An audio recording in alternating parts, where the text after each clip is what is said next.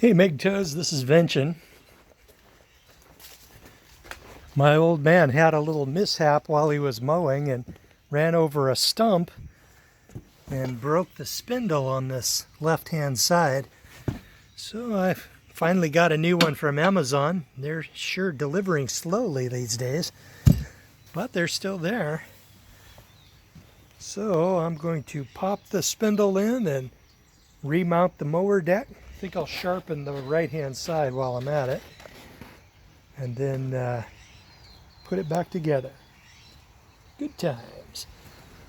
I love being able to create value like this without having to pay taxes on it.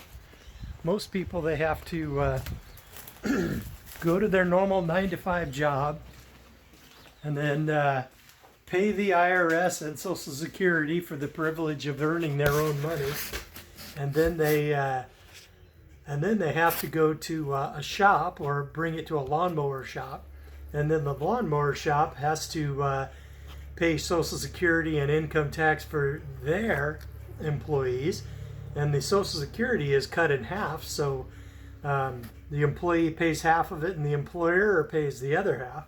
Man, that's a real drag on the economy. And the result is everything, it was just about ready to collapse, and then this happens. So, but I've seen it all before. Every 7 to 10 years, we drop into a nasty recession, and just like this. I mean, this is so familiar to me. Because over the next 2 years, basically, the economy has a long way to fall. It's really big, and considering how far it has to fall, it's going to take a while to fall. And the virus has sped up the collapse or the fall, and but basically it's going to continue probably for about 2 years. In 2020, late 2022 or early 2023, I would be expecting to see it bottom out. And man, we MGTOW are perfectly aligned or perfectly set up to take advantage of this. We live a very frugal lifestyle, and we can sock away money, and we can basically live, we can live bare bones compared to most guys. And then the result is we can take all of that surplus and dump it into something like Bitcoin or gold and silver, whatever interests you. And then over the next 2 years,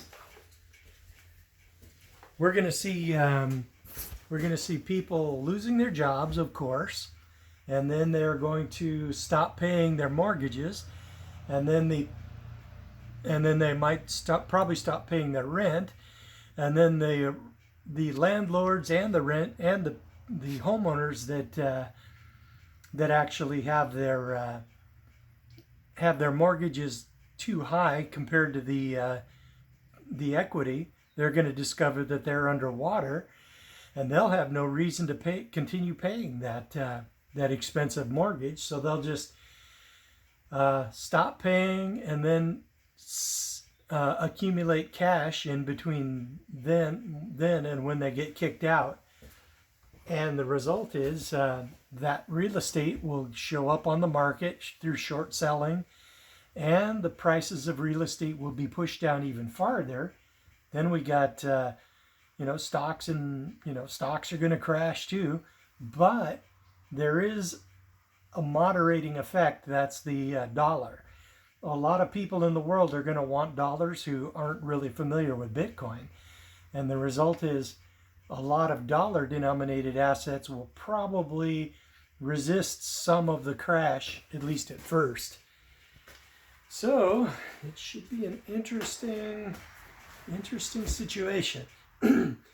And over the next 2 years, we're going to see some real bargains. If you're in the market for like a car, RV, a house, or even some types of stocks, over the next 2 years, we are probably going to see some really nice bargains. So that is mildly interesting to me. So I'll probably take some of my Bitcoins in 2 years and sort of, assuming I'm still around, and I'll push it over into like stocks and real estate, because right about in 2 years, we should probably be approaching the next bear market for Bitcoin if the usual pattern holds. Okay, guys, I'm going to continue putting this mower deck together. And don't get married.